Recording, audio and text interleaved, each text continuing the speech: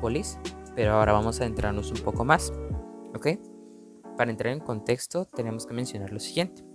A pesar de que llevaban mucho tiempo organizados en clanes, los griegos comenzaron a formar polis, o también llamadas ciudades-estado, las cuales eran unidades políticas soberanas e independientes. Estas eran gobernadas por un rey, el cual era asesorado por un consejo de nobles. Los griegos denominaron política a todo lo relacionado con la estructura de estas ciudades y su sistema de gobierno. Esta palabra que utilizamos en la actualidad básicamente tiene su origen en el término polis, el cual significa ciudad. Todas estas iniciativas prepararon adecuadamente el camino para que la democracia se instaurara por primera vez en Grecia, específicamente en la ciudad de Atenas a comienzos del siglo VI. Las ciudades-estado que lograron expandirse y dominar amplias regiones, llegando a ser de las grandes potencias del mundo griego, fueron Atenas y Esparta. Casi todas las ciudades compartían rasgos comunes, independientemente de la población o del lugar en que se hallara. Por ejemplo, algunas de las características que compartían eran las acrópolis. Las acrópolis eh,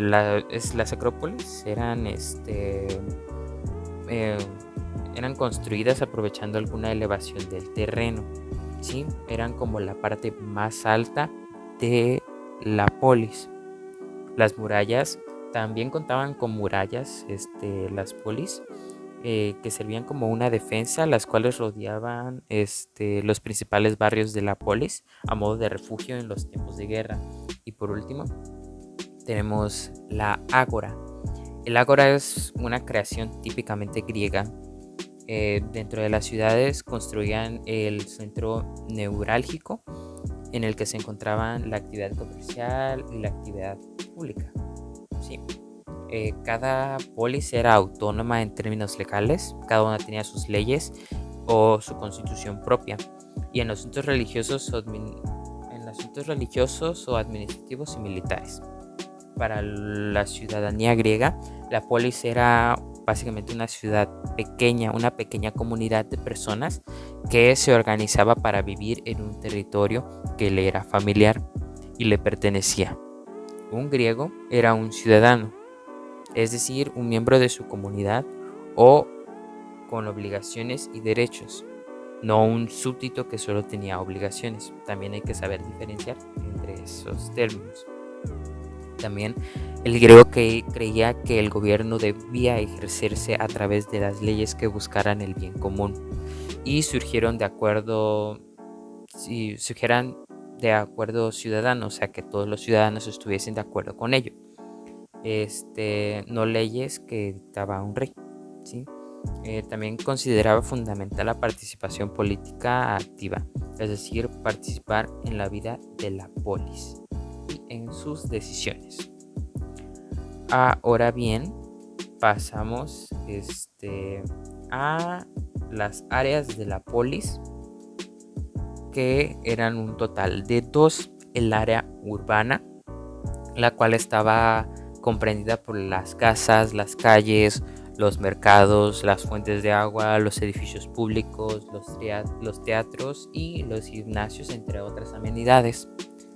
También, como había mencionado antes, la Acrópolis, la cual era el lugar más alto de la polis, en el cual se encontraba el templo consagrado al dios de la ciudad, porque cada ciudad tenía su propio dios.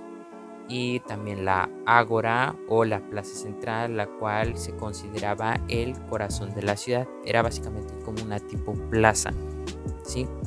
Y tenemos a la segunda parte del área urbana, del espacio territorial, la cual es el área rural, que esto es básicamente el lado de los aldeanos, ¿sí?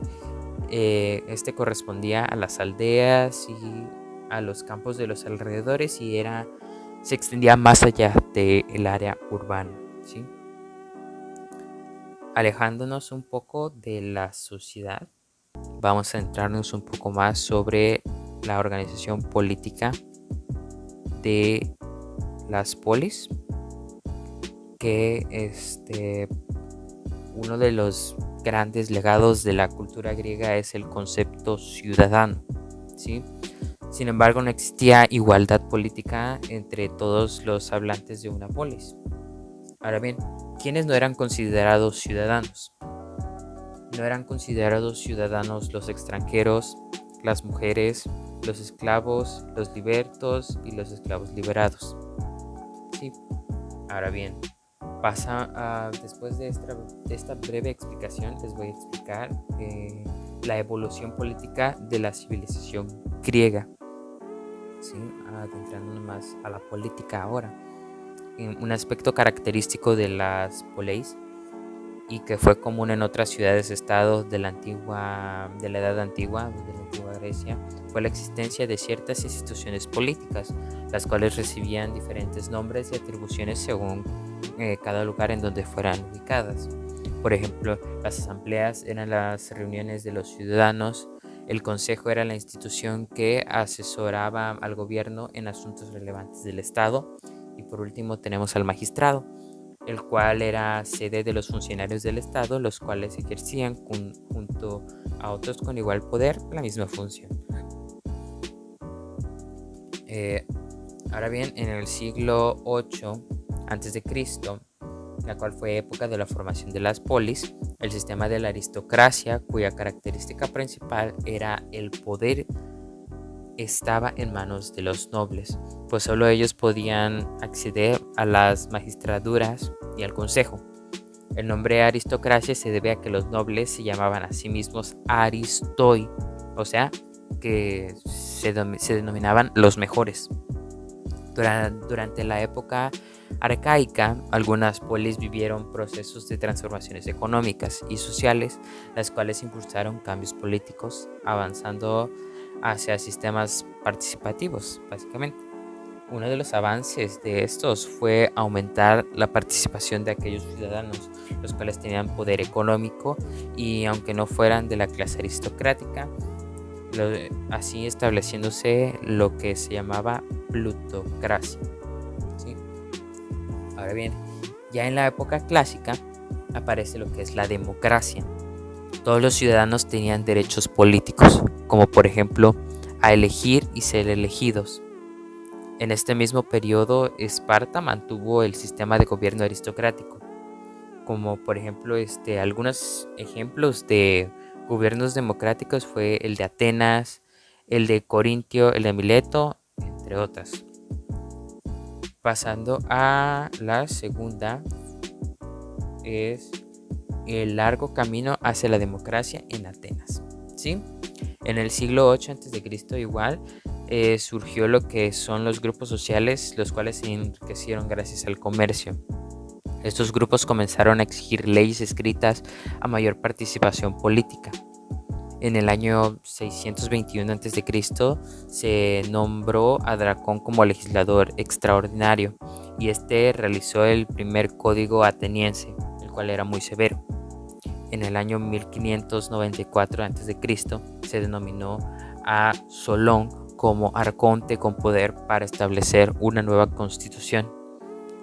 Lo que hizo fue abolir la esclavitud por las deudas y aumentó los precios, aumentó la participación de los ciudadanos, haciendo que las magistraturas fueran la primera clase, el consejo o el bulé fuera para las tres clases, la eliaía fuera también para todos los ciudadanos. En el año 1561 a.C., Pisístrato tomó el poder en Atenas y gobernó como tirano por un total de 33 años consecutivos, realizando obras públicas y repartiendo tierras entre los campesinos. Y por último, del año 508 a 507 a.C., Clístenes realizó nuevas reformas, creando una constitución democrática. ¿Sí? Ahora hablaremos de la democracia ateniense en el siglo V a.C. Okay. Aquí voy a tocar el punto de las guerras médicas, que estas guerras, por ejemplo, es la guerra entre Grecia y el Imperio Persa. En esta guerra se extendió con interrupciones entre los años 492 y 479 a.C., siendo las polis de Atenas y Esparta quienes encabezaron la defensa. Las batallas de las Termópilas y Platea Esparta fueron protagonistas. También en las batallas de Maratón y Salamina, Atenas hizo lo propio, o sea, hizo su propio trabajo. Atenas salió fortalecida del conflicto y se puso a la cabeza de la Liga Ártico-Télica, la cual era una unión de numerosas poleis cuyo propósito era evitar nuevas invasiones extranjeras. En el plano interior se vio la necesidad de ampliar la participación política de las clases menos privilegiadas, ya que tanto los hoplitas, que los hoplitas eran ciudadanos de infantería, como los remeros, habían sido fundamentales en la guerra. Ahora bien, Pericles fue el más destacado estratega y estadista de Atenas. Su más grande obra fue consolidar la democracia, instauró la mistoforia, que era el pago de los sueldos a quienes ocuparan cargos públicos e incluso a quienes participaran en la execlasia, la cual es la asamblea popular. Y la palabra griega eclesia significa convocar o llamar a reunión. También tenían derecho a formar parte de la asamblea todos los varones, pero estos debían ser mayores de edad y debían poseer los derechos ciudadanos. La asamblea popular se adoptaba resoluciones decisivas relacionadas con la guerra y la paz, alianzas con algunas potencias extranjeras, etc. Los oradores de esta asamblea eran los demagogos, líderes de masas populares que habían hecho de la política su actividad de vida. El demagogo representaba y exponía sus aspiraciones. Por último, los ciudadanos atenienses tenían derecho a las siguientes cosas. Primero, tenían derecho a participar de la eclesia. Después, ser sorteados para formar parte de la bule o de la eliaia. Después, ser sorteados para ejercer alguna magistratura. Durante la sesión se presentaban los proyectos de ley preparados por la bule y se iniciaba la discusión. Todo ciudadano tenía derecho a expresarse y cada intervención duraba 6 minutos. Una vez al año se elegía a los magistrados y cada 36 días se evaluaba su actuación. Y bueno, eso fue toda mi exposición. Espero y haya servido de ayuda. Muchas gracias. Hola, muy buenos días, tardes o noches. Mi nombre es Víctor Emanuel Garza Esparra y hoy explicaré el tema de la economía en la antigua Grecia. ¿Cómo era la economía en la Grecia antigua? Grecia en la época antigua se centralizó en la agricultura desarrollada desde el hogar debido a que contaban con pocas tierras fértiles. Esto por las condiciones del espacio, ya que el terreno era bastante montañoso. No tenían acceso fácil a agua y si lo era salada. Como podemos notar, pues no se puede utilizar agua salada para cultivos. Las pocas tierras fértiles que contaban para el cultivo eran muy pequeñas, mayormente debido a que las tierras eran muy pequeñas. Se cultivaban cereales, vid y olivo. Los cereales los utilizaban para pan, el vid es la uva que se utiliza para la elaboración del vino y el olivo lo trataban con diferentes procesos y procedían a hacer aceite de olivo. Este era vendido y pues generaba un ingreso para la economía. Esto se complementaba con la cosecha de frutas como manzana, higos, ciruelas, cerezas, granadas o moras.